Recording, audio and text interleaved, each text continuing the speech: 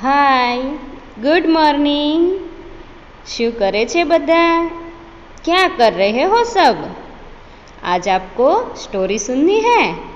Story सुननी है ना सबको? कौन सी स्टोरी सुनेंगे?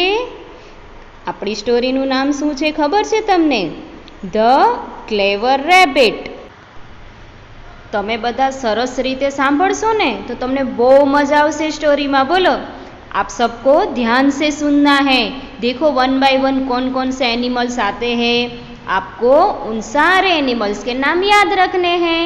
ओके, तो बधा सांभळशो ने अने सांभळवानी बहु मजा आवशे। बधा एनिमल्सना नाम याद राखवाना छे हो ने? तो चलो शुरू करें। क्या है हमारी स्टोरी का नाम? The clever rabbit. बहुत समय पहले की बात है। एक बड़ा वाला जंगल था और जंगल में कौन रहता है आपको पता है ना?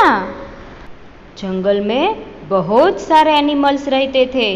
Elephant, monkey, giraffe, zebra, hippopotamus, deer, buffalo, lion, tiger, सारे एनिमल्स मिलजुल के रहते थे।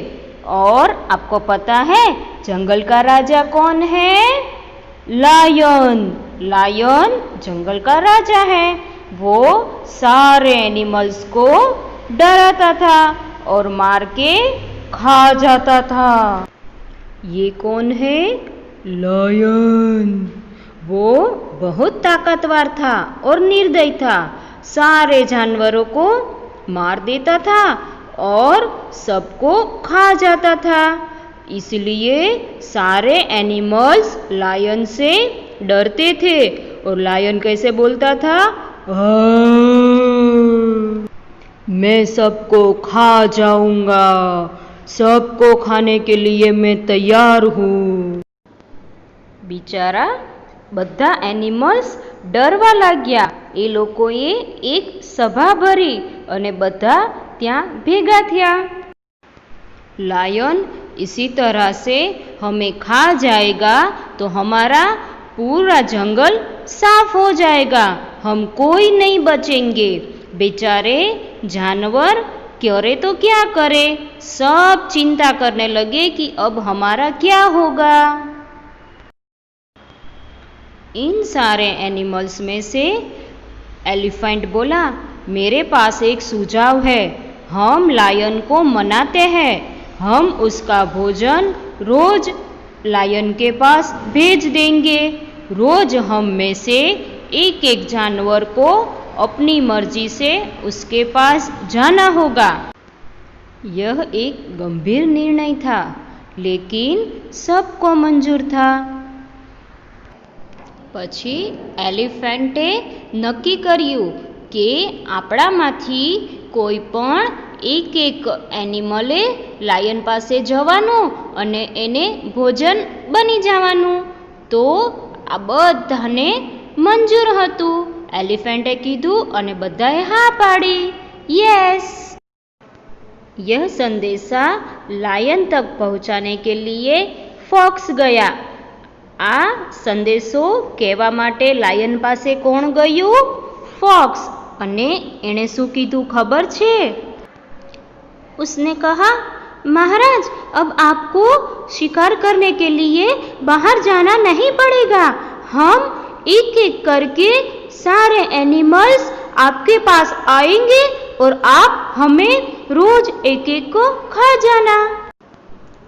बहुत खूब, अब मुझे मेरा शिकार, मेरा भोजन मुझे मिल जाएगा। सुबह हुई, पंछियाँ सब बर्ड्स ची ची करके इधर उधर चलने लगे। सुबह में सबसे पहले किसकी बारी आई? बफेलो की। बफेलो बेचारा डरता डरता लायन के पास जा रहा था, क्योंकि उन लोग को वन बाय वन लायन के पास जाना था। तो सबसे पहले कौन गया लायन के पास? बफेलो। फिर वापस दूसरे दिन सुबह हुई। अब एक दूसरे एनिमल को जाना था। तो अब किसकी बारी आई पता है? अब डियर की बारी आई। डियर बेचारा डरता डरता लायन के पास जा रहा था, क्योंकि आज लायन का शिकार कौन बनने वाला था? डियर। आज लायन डियर को खा जाएगा। तीसरे दिन फिर से सुबह हुई। पंछियाँ ची ची करते उड़ते थे। अब किसकी बारी आई? अब ज़ेब्रा की बारी आई। ज़ेब्रा भी बेचारा डरता डरता लायन के पास जा रहा था, क्योंकि आज ज़ेब्रा को लायन का शिकार बनना था। ज़ेब्रा को आज लायन खा जाएगा। कुछ समय ऐसे ही चलता रहा। सबसे पहले बफेलो गया, फिर डियर गया, उसके बाद ज़ेब्रा की बारी आई। इसी तरह से 1 बाय 1 सब एनिमल्स जाते थे लायन के पास और उसका भोजन बनते थे। अब किसकी बारी आई पता है आपको? अब रैबिट की बारी थी, जिसको शेर का भोजन बनना था। रैबिट यहाँ वहाँ पूरे जंगल में घूमता था। वो सोचता था कि हम लायन से कैसे बचे, उसको क्या करना चाहिए। वो ऐसे ही सोच में पूरे जंगल में घूमता फिरता था। रैबिट ने लायन की गुफा तक पहुँचने में बहुत समय लगा दिया। जब तक वो गुफा तक पहुँचा तब तक तो बहुत देर हो चुकी थी और लायन तो भूखा बैठा था, किसकी राह देख के कि अब मेरा शिकार आएगा, मैं उससे खा जाऊंगा। लेकिन रैबिट को तो बहुत टाइम लगा लायन तक पहुंचने के लिए। लायन तो भूख से रहा नहीं जाता था। वो तो बहुत गुस्से में हो गया। मैं बहुत भूखा हूँ, तुम अब तक कहाँ थे? तुम बहुत छोटे हो, तुम्हें खाकर मेरी भूख शांत नहीं होगी। जंगल के राजा को इतनी राह दिखाना अच्छी बात नहीं है, तुम्हें इसकी सजा भुगतनी ही होगी। तो रैबिट बोलने लगा, हे राजा, मुझे माफ कर दो, मुझे देर हो गई, क्योंकि मुझे दूसरा लायन मिल गया था। जंगल में वो मुझे खाना चाहता था और उसने कहा, मैं जंगल का राजा हूँ। राजा, और उसने तुमसे क्या कहा? जब मैंने बताया कि मैं तुम्हारा भोजन हूँ तो उसने हंसकर आपके बल और ताकत की ललकारा है और उसने यह भी कहा कि वह आपको जरूर हरा देगा। घमंडी लायन बहुत नाराज हुआ और दहाड़ा, मुझे उस लायन के पास ले चलो, मैं उसे दिखा दूंगा कि असली राजा कौन है। हाँ हाँ, क्यों नहीं जंगल के राजा, मैं आपको वो लायन के पास लेके जाऊंगा। रैबिट ने लायन को कुएं की तरफ इशारे करते हुए बोला, महाराज यहीं पे है वो लायन। लायन ने कुएं में झांका तो अपना ही चेहरा देखा और उसे लगा कि कोई खूंखार लायन है वहाँ। उसकी तरफ तो वो दहाड़ा और कुएं में से तो जोर से भयानक आवाज आई।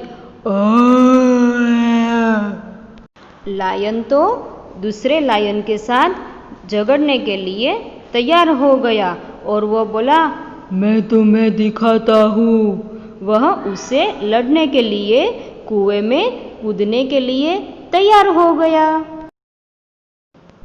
और लायन तो कुएं में कूद गया।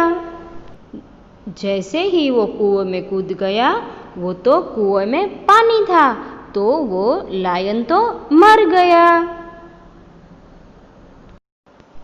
रैबिट तो नाचता नाचता कूदता कूदता बहुत खुशी मनाते हुए जंगल की तरफ वापस गया और वहाँ जाके उसने सब जानवरों को खुशखबरी बोली। उसने लायन के साथ जो भी कहानी हुई वो सारी सुना दी, बाकी जानवरों को भी खुश कर दिया। यह खुशखबरी सुनकर मंकी तो रैबिट को उसके कंधे पे बिठाते हुए नाचने लगा। इस तरह लायन को मारते हुए सारे एनिमल्स जंगल में खुशी खुशी रहने लगे। अब उनको किसी भी एनिमल का डर नहीं था। सबको मजा आई स्टोरी सुनने में, तो क्लैप क्लैप करो सब जोर से। इस स्टोरी से हमें क्या सीख मिलती है कि हमें कभी घमंड नहीं करना चाहिए।